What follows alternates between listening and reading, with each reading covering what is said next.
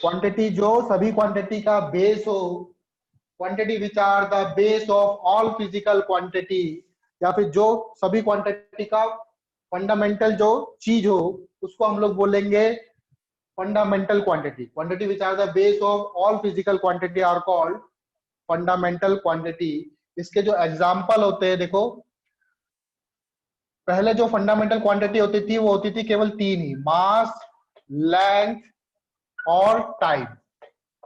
पहले केवल इन तीन को ही फंडामेंटल क्वांटिटी माना जाता था। फिर उसके बाद फिजिक्स में और ज्यादा ब्रांचेस बनी, फिजिक्स में करंट चैप्टर अलग हो गया, थर्मोडायनामिक्स अलग हो गया, ठीक है। तो उसके हिसाब से फिर और भी फंडामेंटल क्वांटिटीज बनी, मतलब अपने उनको साइंटिस्ट लोगों ने बोला कि शायद ये क्वांटिटी को भी हम लोग फंडामेंटल क्वांटिटी में रखना चाहिए, ठीक है। तो उसके अलावा और भी क्वांटिटी होती है, करंट होती है आपकी, टेम्परेचर होती है, ठीक है। मैं पूरी क्वांटिटी नहीं लिखूंगा अभी, इसको हम लोग बाद में लिखेंगे कौन कौन सी क्वांटिटी फंडामेंटल क्वांटिटीज होती है। अभी सिर्फ कुछ एग्जांपल याद रख लो, mass, length, time, current, temperature etcetera, these all are fundamental quantity, ठीक है। ये सभी क्वांटिटी क्या है, बेस है। जैसे किसी मकान को बनाने के लिए, किसी मकान को बनाने के लिए जो बेसिक नीड होती है वो ब्रिक्स की होती है। विदाउट ब्रिक्स हम मकान नहीं बना सकते। तो ब्रिक्स आर द फंडामेंटल, क्या बोलेंगे इसको, क्वांटिटी बोलेंगे, या फंडामेंटल थिंग्स जो हमको जरूरत है मकान बनाने के लिए, ठीक है। अब ब्रिक्स की मदद से आप लोग कुछ भी डिजाइन बना सकते हो अलग अलग।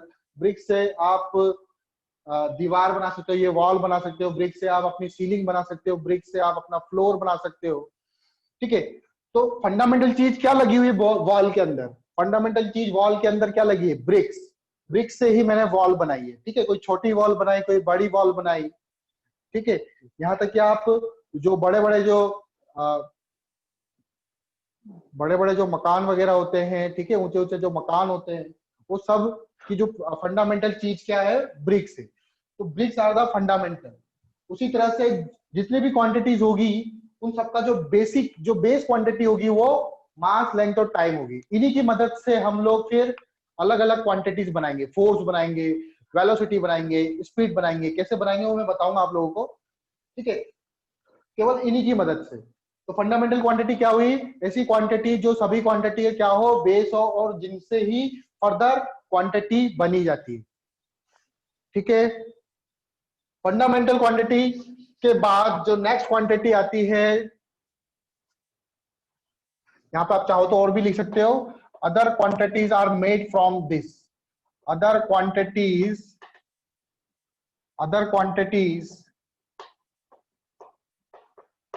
are made from these quantities, are made from these quantities।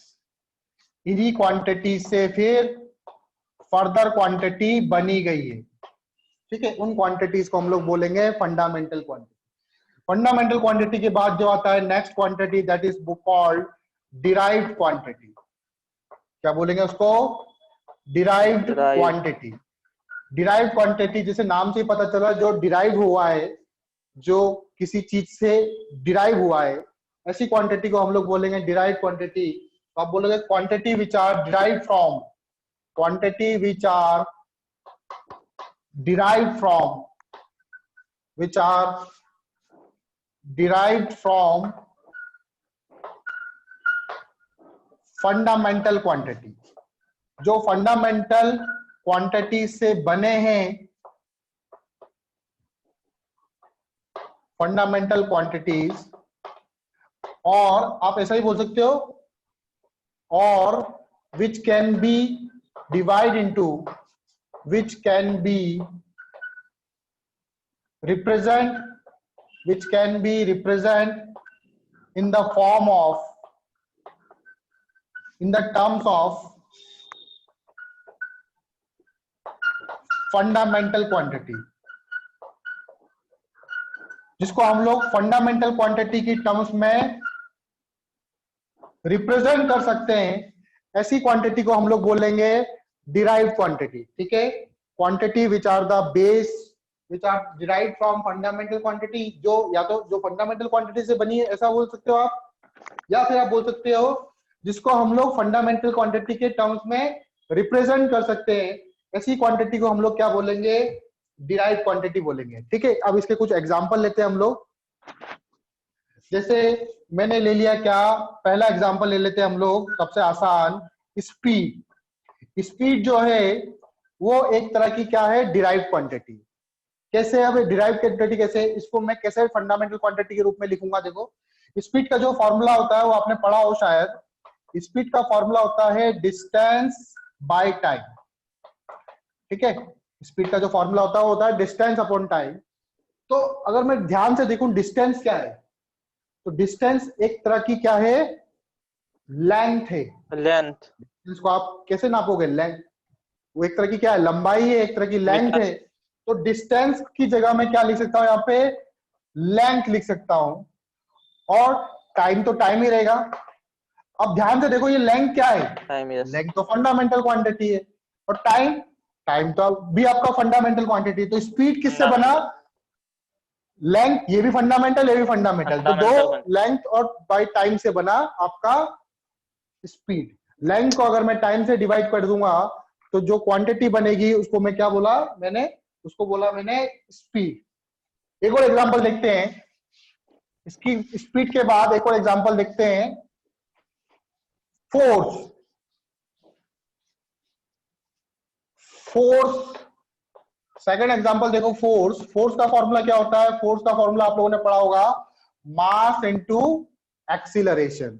अब फोर्स कैसे डिराइव क्वांटिटी हुई,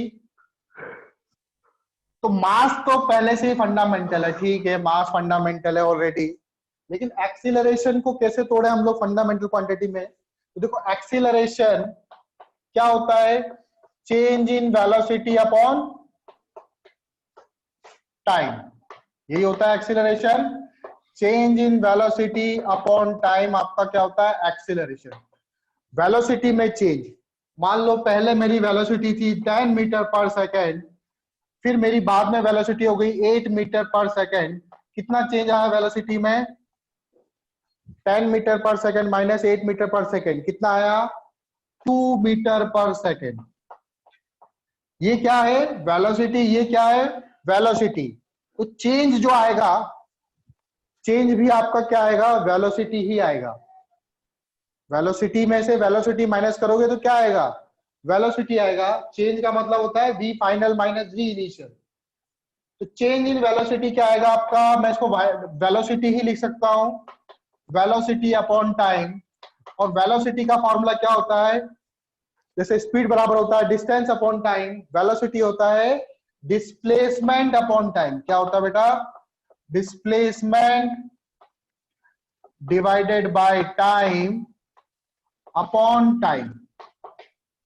displacement divided by time upon time, इसको सॉल्व करोगे आप लोग तो क्या आ जाएगा, इधर डिस्प्लेसमेंट और नीचे टाइम, ये टाइम नीचे चला जाएगा तो क्या हो जाएगा, टाइम का स्क्वायर। अब देखो ध्यान से, डिस्प्लेसमेंट जो होता है क्या होता है, डिस्प्लेसमेंट भी अगेन क्या है, किस में मेजर करोगे आप इसको, इसको भी मीटर में मेजर करोगे, तो अगेन ये एक तरह की क्या हो गई, अगेन डिस्प्लेसमेंट भी एक तरह की लेंथ हो गई। ठीक है, तो लेंथ में देखो क्या क्या चीजें आती है, मैं लिख देता हूं। लेंथ में आपका रेडियस, अगर आपको बोले कि सर्कल की रेडियस, तो रेडियस भी क्या होगी, एक तरह की लेंथ होगी आपकी। सरकमफ्रेंस, सरकमफ्रेंस भी क्या होगा, लेंथ होगी। डिस्प्लेसमेंट क्या होगा, लेंथ होगी। डिस्टेंस, डिस्टेंस क्या होगा, लेंथ होगी। लेंथ, हाइट क्या होगा, किसी की हाइट पूछूंगा तो वो भी क्या होगी, लेंथ होगी। किसी की विड्थ पूछूंगा कितनी चौड़ाई है, तो एक्चुअल में चौड़ाई भी क्या होगी, विड्थ या ब्रेड्थ, वो भी आपका क्या होगा, लेंथ ही होगा। आई बात समझ में, तो सब आपका क्या होगा, लेंथ ही होगा। तो डिस्प्लेसमेंट को मैं क्या लिख सकता हूं, डिस्प्लेसमेंट को मैं लिख सकता हूं लेंथ अपॉन, नीचे क्या है, टाइम का स्क्वायर, अपॉन टाइम का स्क्वायर। अब देखो ये भी फंडामेंटल क्वांटिटी लेंथ, और ये भी क्या है, टाइम भी फंडामेंटल है। तो मैं इसको लिख सकता हूं क्या, मास m की जगह क्या लिख दो, मास।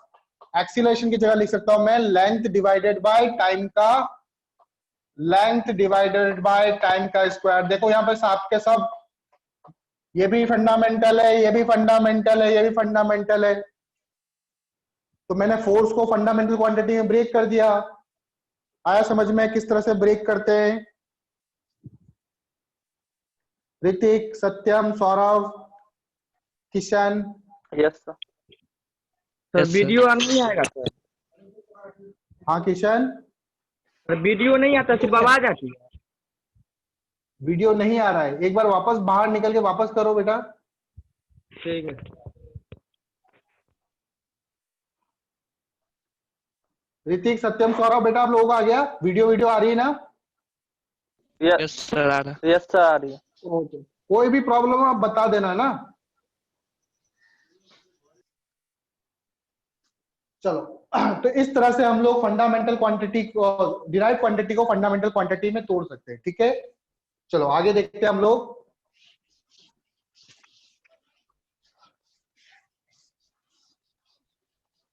इसके बाद आता है यूनिट। यूनिट्स क्या होती है? किसी को पता है यूनिट क्या होती है?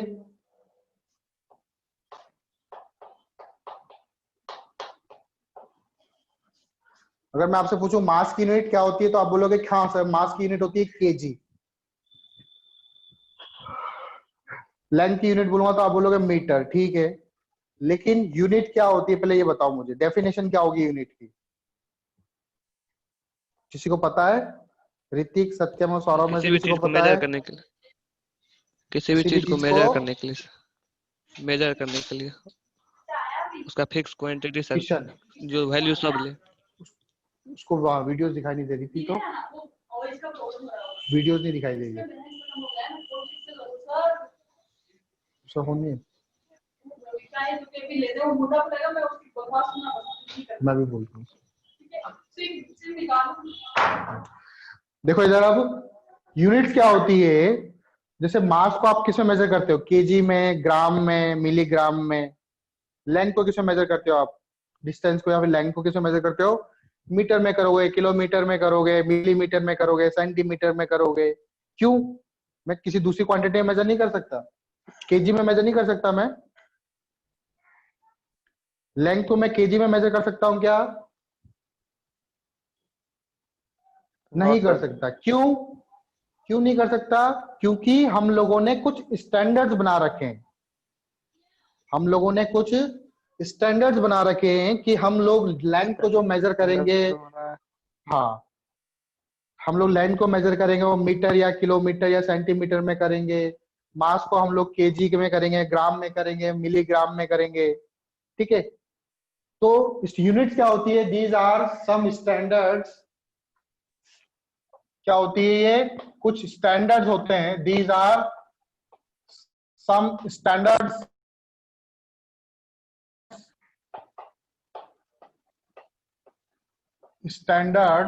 used to represent a physical quantity, used to represent a physical quantity। किसी फिजिकल क्वांटिटी को रिप्रेजेंट करने के लिए कुछ स्टैंडर्ड्स बना लिए गए, उनको हम लोग बोलेंगे यूनिट्स। ठीक है, जैसे मास की यूनिट होती है केजी, ग्राम, मिलीग्राम। ठीक है, लेंथ की यूनिट होती है मीटर, सेंटीमीटर। टेम्परेचर की होती है केल्विन, डिग्री सेल्सियस। ठीक है, फ़ारेनहाइट। तो ये सब कुछ स्टैंडर्ड होते हैं।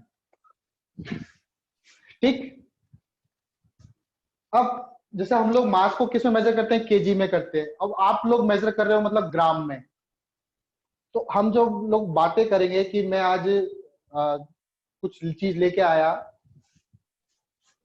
2 केजी लेके आया, और आपने बोला उसको, आप लोग उसको कन्वर्ट करोगे कितने? 2000 ग्राम में। तो इससे क्या होगा? थोड़ा सा कंफ्यूजन पैदा होगा। मैं बोला कि मैंने बोला कि मैं आज कितने अमाउंट ऑफ मैं पोटैटोज लेके आया, तो मैंने बोला 2 लेके आया। ठीक है, तो 2 मतलब 2 पोटैटोज नहीं, 2 मतलब 2 केजी पोटैटोज। सर तो वीडियो बहुत आपने क्या कट रहा है। समझा? वीडियो कट रहा बेटा? आपका नेटवर्क ठीक है वहां पे? बहुत ज्यादा। यस सर, नेटवर्क तो सही है। अच्छा नेटवर्क सही है। नहीं हमारे यहाँ से तो वीडियो सही जा रहा है। सत्यम और सौरभ कोई प्रॉब्लम हो रही है क्या?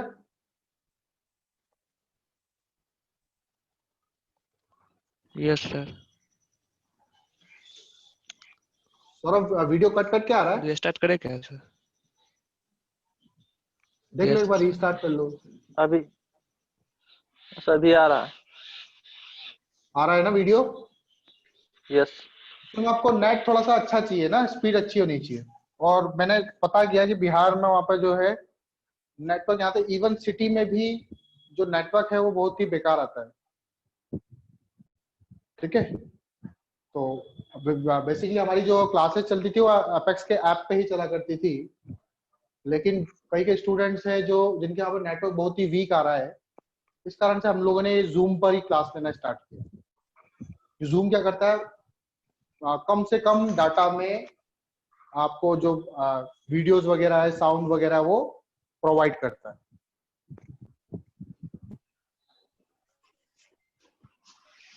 चलो इसके बाद देखो, तो कुछ सिस्टम बना दिया गया,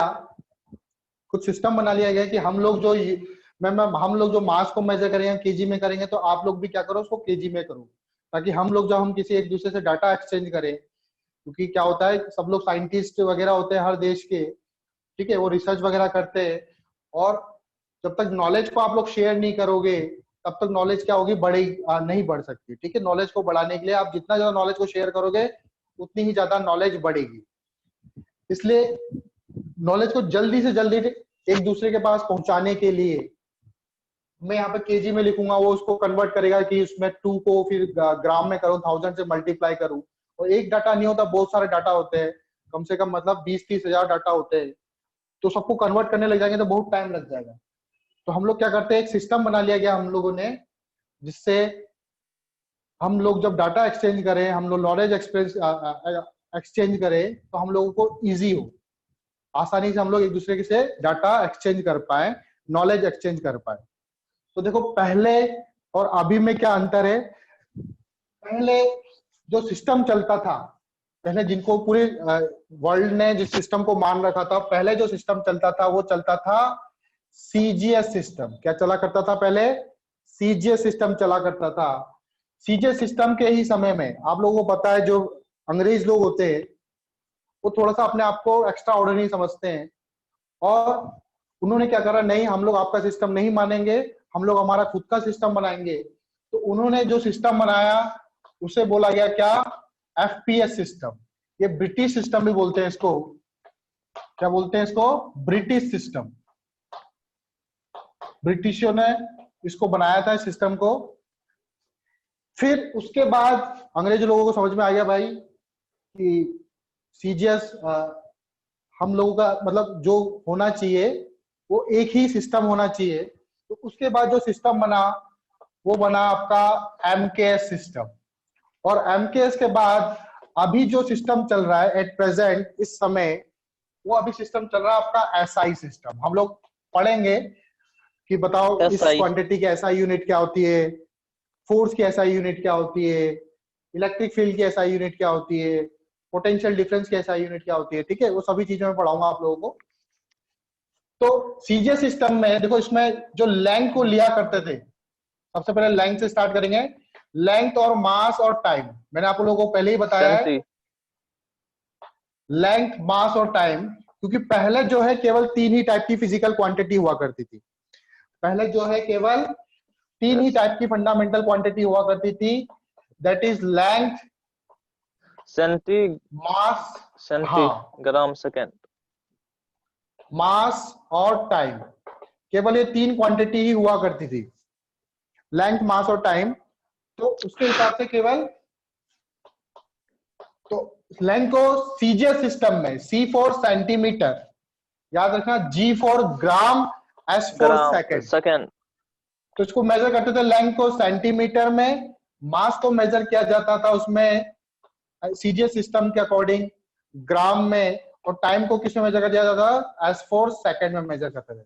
जो ब्रिटिश लोग थे, that is FPS system, FPS system में जो हम लोग मेजर करते थे लेंथ को, वो करते थे F4 फुट, P4 पाउंड और S4 अगेन टाइम को तो वो भी लोग सेकंड में ही मेजर करते थे। फुट में लेंथ को किस में मेजर करते थे? फुट में।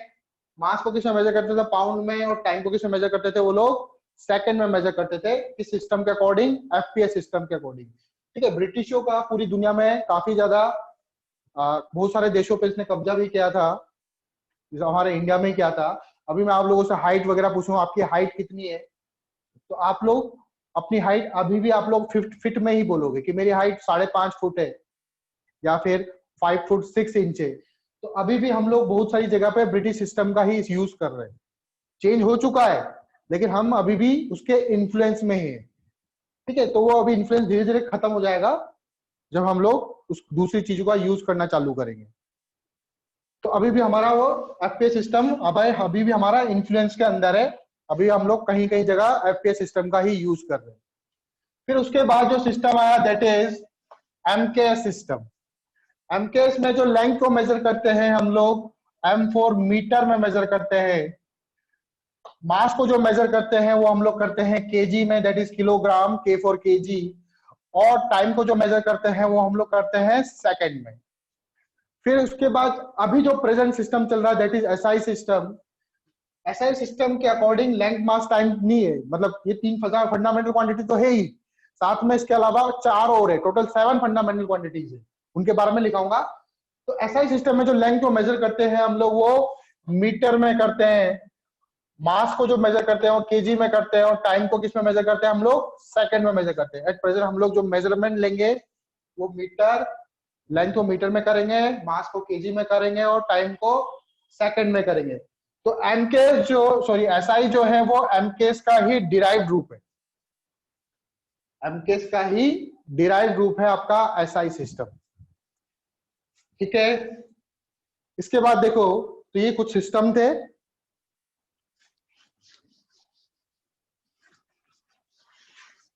इन सिस्टम का बहुत ज्यादा इंपॉर्टेंट है। अगर हम लोग एक सिस्टम नहीं मानेंगे और सब अपने अपने सिस्टम बना लेंगे तो नॉलेज को एक्सचेंज करने में हमको बहुत ज्यादा दिक्कत होगी। ठीक है, ऐसा ही एक कुछ हादसा हो गया था जिसमें जो हमारा नासा का नाम सुना होगा आप लोगों ने। नासा को करीबन $135 मिलियन का नुकसान हो गया था। नासा को कितना नुकसान हो गया था? 1999 की बात है ये। कुछ मार्स पे कोई मिशन कर रहा था, 1999 सॉरी। नासा को $135 मिलियन मतलब 1,500 करोड़ के आसपास का उसको नुकसान हो गया था। किस चक्कर में? ये उन्होंने गलत सिस्टम का यूज कर लिया था। एक्चुअल में नासा जो यूज करता था वो एसआई सिस्टम यूज करता था। और नासा जो है वो अकेला ही काम नहीं करता है। नासा क्या करता है, जो छोटी छोटी कंपनियां होती है, छोटी छोटी और भी मतलब स्पेस की जो कंपनियां हैं, तो एक और कंपनी थी एरोस्पेस, पर उसका नाम पता नहीं है मुझे, उसके साथ उसने टाई अप कर रखा था कि आप लोग मुझे ये डाटा दो। तो उस सिस्टम ने, जो एरोस्पेस कोई कंपनी थी, एरोस्पेस मतलब स्पेस का जो काम करती है, उस सिस्टम ने उसको जो डाटा भेज दिया वो एफपीएस सिस्टम के अकॉर्डिंग भेज दिया। उस चक्कर में पूरा का पूरा जो रॉकेट था उसका, नासा का, वो उसकी पूरी डायरेक्शन ही चेंज हो गई। उसको जाना था मार्स में, पता नहीं कहां पहुंच गया वो। तो पूरा का पूरा मिशन ही फेल हो गया। $135 मिलियन का नुकसान हो गया नासा को, सिर्फ सिस्टम में गड़बड़ी के कारण, कि हमने एक गलत सिस्टम यूज कर लिया। आई बात समझ में? तो एक सिस्टम होना क्यों जरूरी है। अब देखो, अब आता है इसके बाद अकॉर्डिंग टू एसआई के according there are 7 fundamental quantities. कितनी फंडामेंटल क्वांटिटीज होती है? There are 7 fundamental quantities. There are 7 fundamental quantities. कौन कौन सी क्वांटिटीज होती है? देखो, सबसे पहले हम लोग लेंगे मास। इसकी यूनिट भी लिखेंगे हम लोग, एसआई यूनिट क्या होती है, उसको हम लोग रिप्रेजेंट कैसे करेंगे वो भी। तो मास की एसआई यूनिट क्या होती है? केजी। और मैं मास के लिए जो यूज करूंगा वो m यूज करूंगा। ठीक है, मैं बताऊंगा क्यों मैं m यूज क्यों कर रहा हूं। मैं मास के लिए क्या करूंगा, कैपिटल M का यूज करूंगा। फिर लेंथ, लेंथ की यूनिट बताओ क्या होगी, ऐसा ही सिस्टम में लेंथ की यूनिट क्या होगी बेटा, मीटर। हम लोग लेंथ को किसमें मेजर करेंगे, मीटर में मेजर करेंगे। मीटर। लेंथ के लिए मैं लिखूंगा L, क्या लिखूंगा, लेंथ के लिए मैं L लिखूंगा। लेंथ के बाद आता है आपका टाइम। टाइम को हम टाइम। लोग ऐसा यूनिट होती है इसकी सेकंड। टाइम के लिए मैं क्या लिखूंगा बेटा, T। टाइम के लिए मैं क्या लिखूंगा, T लिखूंगा। ठीक है, ये तीन तो हम लोगों ने पहले भी पढ़ चुके थे। अब इसके बाद जो नेक्स्ट क्वांटिटी आएगी दैट इज करंट। करंट को भी उन्होंने फंडामेंटल क्वांटिटी में रखा। करंट की ऐसा यूनिट क्या होती है बेटा, एम्पियर। एम्पेयर। एम्पियर, इसके लिए क्या सिंबल यूज करूंगा, ए यूज करूंगा, और कहीं कहीं जगह हम लोग इसके लिए ए। आई भी यूज करते हैं। ए भी लिखा हो सकता है या आई भी लिखा हो सकता है, दोनों आप लोग करंट के लिए यूज कर सकते हो। करंट के बाद आता है next physical quantity, next fundamental quantity that is temperature. Temperature की ऐसा यूनिट होती है केल्विन, और इसको हम लोग सिंबल देंगे के का। के, टेम्परेचर के लिए क्या सिंबल दूंगा मैं, के। टेम्परेचर के बाद आता है आपका ल्यूमिनस इंटेंसिटी, या फिर चलो लुमिनस, लुमिनस इंटेंसिटी क्या होती है, लुमिनस इंटेंसिटी एक्चुअल में सर जो लाइट एम्पेयर का होती तो है।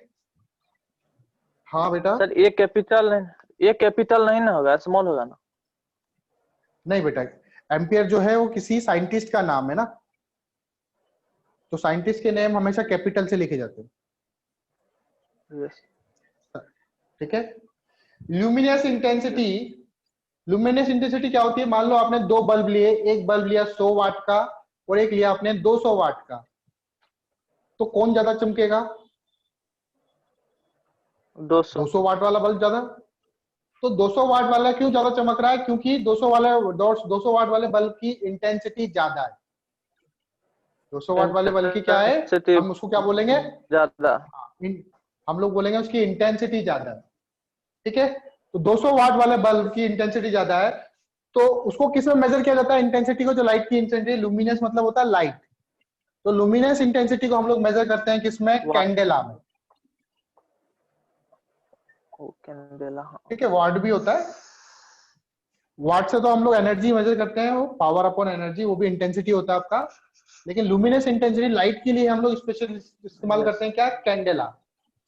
क्या यूज करेंगे, कैंडेला। और इसका शॉर्ट फॉर्म्स को जो सिंबल देंगे हम लोग वो लेंगे सी और फिर डी लगाएंगे, सी डी।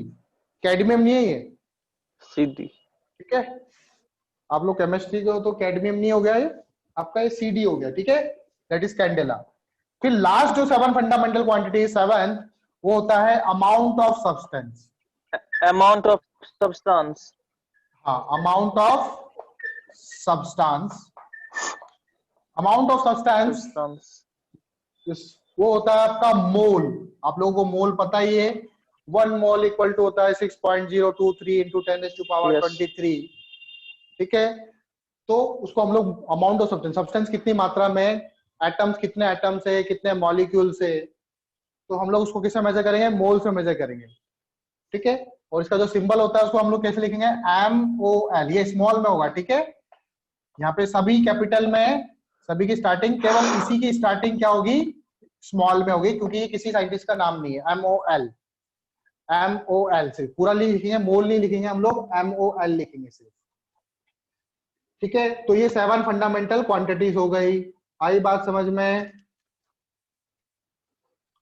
चलो इसके बाद देखो,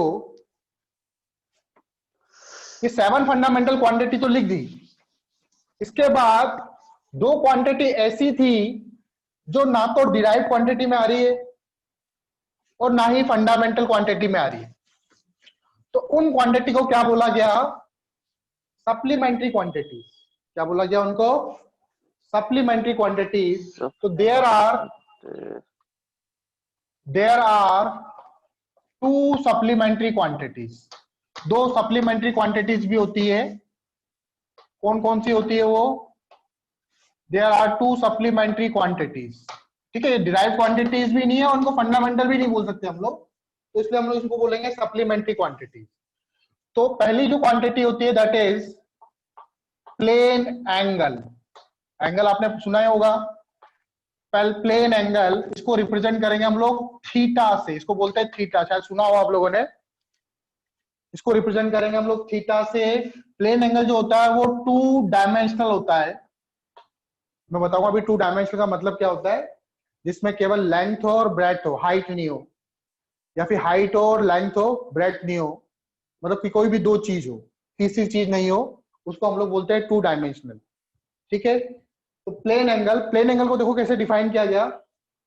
सपोज करो एक ऐसे मैंने एक आर्क बनाया, एक कर्व बनाया, ये आर्क कोई भी पॉइंट ले लो, कहीं पर भी ले लो, यहां पे ले लेते हैं पॉइंट। इस पॉइंट पर जो एंगल सबटेंड कर रहा है ये, इस एंगल को बोलेंगे हम लोग, इस चीज को बोलेंगे हम लोग प्लेन एंगल। इसको क्या बोलेंगे हम लोग?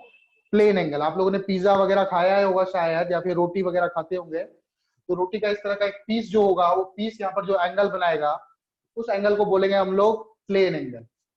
ठीक है, अब देखो इस पॉइंट से लेके यहां तक की जो डिस्टेंस है वो क्या कहलाएगी? अगर ध्यान से देखूं तो ये शायद एक सर्कल था, और सर्कल में से ही चीज बनी, तो शायद ये चीज आपकी क्या कहलाएगी? रेडियस कहलाएगी।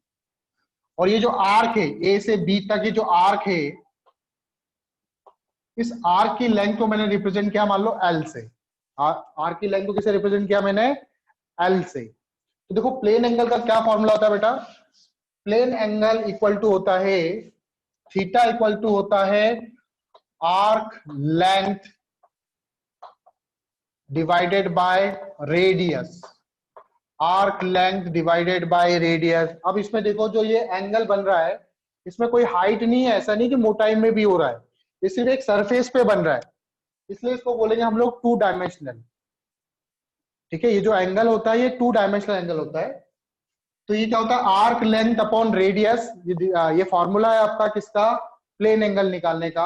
आर्क लेंथ क्या होगी? यहाँ पर देखो कैसे रिप्रेजेंट किया मैंने, एल से, रेडियस को रिप्रेजेंट किया आर से, तो एल बाई आर। ये फॉर्मूला याद रखना, थीटा इक्वल टू क्या होता है? L by are.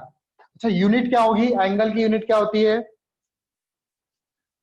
एंगल की यूनिट होती है डिग्री मत नहीं होती, इसमें हम लोग बोलेंगे रेडियन। कितनी बोलेंगे? इसको हम लोग बोलेंगे रेडियन।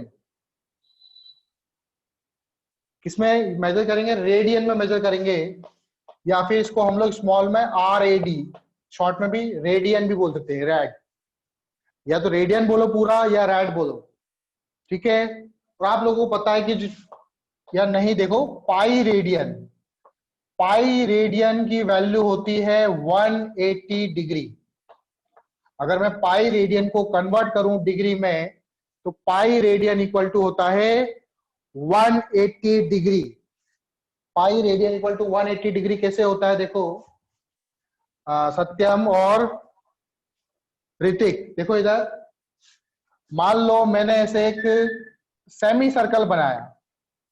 क्या बनाया? सेमी सर्कल बनाया। बताओ ये सेमी सर्कल जो है, यहाँ पे सेंटर पे कितना एंगल बन रहा है? ऋतिक और सत्यम जल्दी बोलो, कितना एंगल बन रहा है यहाँ पे? 180 बन रहा है। Very good. कितना एंगल बन रहा है? 180 डिग्री। तो मुझे ये साफ पता है कि यहाँ पे एंगल कितना बन रहा है? 180 डिग्री बोल रहा है। अच्छा, कितना रेडियन बन रहा है? रेडियन कितना होगा? रेडियन में निकालेंगे तो मान लो ये रेडियस है, तो बताओ यहां से जो एक आर्क बना, ए से ऐसे गए बी तक, बताओ इस आर्क की लेंथ कितनी हो गई? मान लो ये पूरा सर्कल होता है यूं करके, तो पूरा सर्कल, ये सरकमफ्रेंस कितना होता है पूरा सर्कल का? बताओ, circumference of a circle 2 pi R. 2 pi R होता है। तो ये तो आधा सर्कल है, ये तो आधा सर्कल है ना। यस। तो आधा सर्कल 2 पाई आर का आधा कितना होगा? पाई आर। तो लेंथ कितनी हो गई? आर्क लेंथ कितनी होगी? पाई आर। तो थीटा में अगर यहाँ पे बनाओ, फॉर्मूला क्या है? L by are. फॉर्मूला क्या है? L by R. तो L divided by R. L कितना है? Pi R divided by R. R से आर कैंसिल, पाई किस में आएगा? किसमें यूनिट आएगी? रेडियन में। किसमें यूनिट आएगी? रेडियन में यूनिट आएगी। तो पाई रेडियन आया। रेडियन। और मुझे यहाँ पे पता है कि जब सेमी सर्कल बनता है तो ये मेरे को डिग्री में तो ऑटोमेटिकली पता ही है 180 डिग्री बनता है, तो इसलिए पाई रेडियन किसके बराबर होगा? 180 डिग्री के बराबर। आई बात समझ में? Pi radian 180 yes. डिग्री के बराबर होता है। तो नेक्स्ट एंगल होता है, ठीक है, ये तो आपका हो गया प्लेन एंगल। दूसरी जो सप्लीमेंट्री क्वांटिटी है वो है आपकी सॉलिड एंगल। सुना है कभी? सॉलिड एंगल किसी ने सुना है? तो सॉलिड एंगल को हम लोग कल पढ़ेंगे बेटा, और अभी